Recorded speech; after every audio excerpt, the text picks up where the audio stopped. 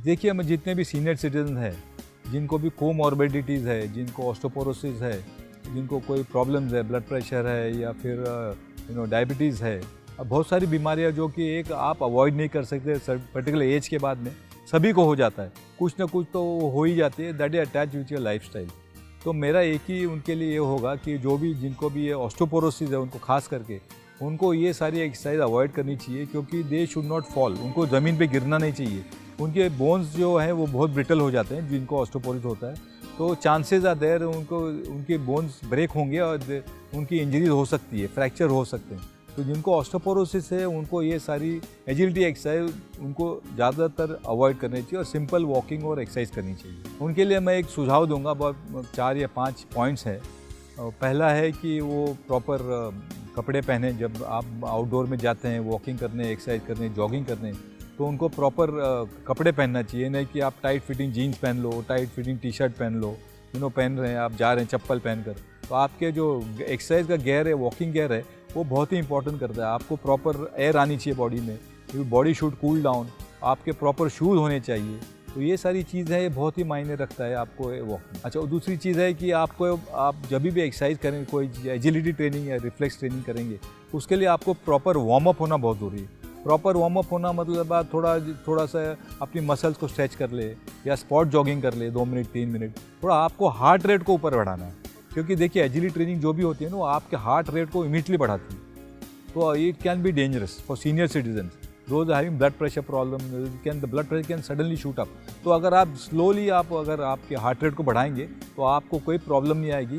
और आपको ब्रीदिंग पर अपना नॉर्मली आपको ध्यान देना, ब्रीदिंग किसी भी वक्त आपको बंद नहीं रखना। तीसरी बात है कि आपको, जैसे बॉम्बे में ह्यूमिडिटी बहुत ज़्यादा होती है, हम हमेशा आप देखें मॉर्निंग में जब जाएंगे एक्सरसाइज करने, दोपहर को शाम को भी, आपको पसीना बहुत आता है बॉम्बे, क्योंकि देखिए गर्मियों में ह्यूमिडिटी ऑलमोस्ट हमारे 80 to 90% तक टच करता है। तो हमेशा आप अपने आप को प्रॉपर्ली हाइड्रेटेड रखिए।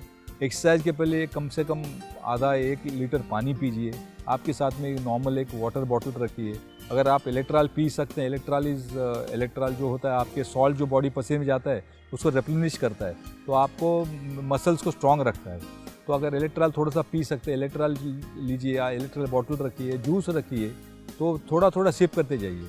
चौथी बात बहुत ही इंपॉर्टेंट है कि जो हम एजिलिटी ट्रेनिंग करते हैं खासकर सीनियर सिटीजन्स के लिए, वो हमको ज़्यादा जब हीट होती है तब हमको नहीं करनी चाहिए। तो हम ये अर्ली मॉर्निंग कर सकते हैं, जैसे धूप निकलने पहले करीब 6:30-7 बजे, 7:30-8 बजे, जब तक धूप ज़्यादा इतनी करारी तेज़ नहीं होती, तब तक आप ये एजिलिटी ट्रेनिंग कर सकते हैं। लेकिन ज़्यादा आप अगर 11 बजे 12 बजे चले जाएंगे ग्राउंड में एक्सरसाइज करने, तो that will can cause injuries and that not advisable. सबसे लास्ट और फॉरमोस्ट बात ये है कि ये जो एक्सरसाइज हम एजिलिटी ट्रेनिंग करेंगे, वो आप ध्यान में रखिए कि एकदम प्लेन सरफेस पर या प्लेन ज़मीन पर करिए।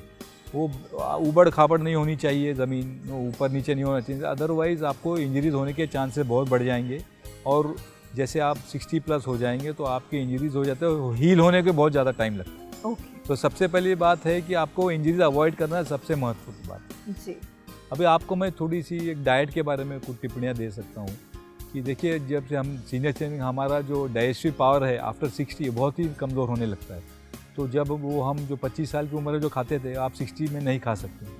अगर आपको स्वस्थ रहना है, आपको हेल्दी रहना है, तो आपको डाइट के ऊपर बहुत ही ज़्यादा कंट्रोल करना चाहिए। आपको अगर कोमॉर्बिडिटीज़ हैं, जैसे कि आपको डायबिटीज़ है, आपको हार्ट प्रॉब्लम है, आपको ऑस्टियोपोरोसिस है, आपको बहुत सारी बीमारी होती है, अगर आपको है तो आप एक न्यूट्रिशन के पास जाइए और वो आपको एक अच्छा सा डाइट प्लान बना के देगा जो कि सिंपल रहेगा। और अगर आप उसको फॉलो करेंगे तो आपको कोई भी बीमारी या कोई भी तकलीफ़ नहीं आ सकती। काफ़ी उम्र के आप जी सकते हैं और you will be healthy, fit and fine.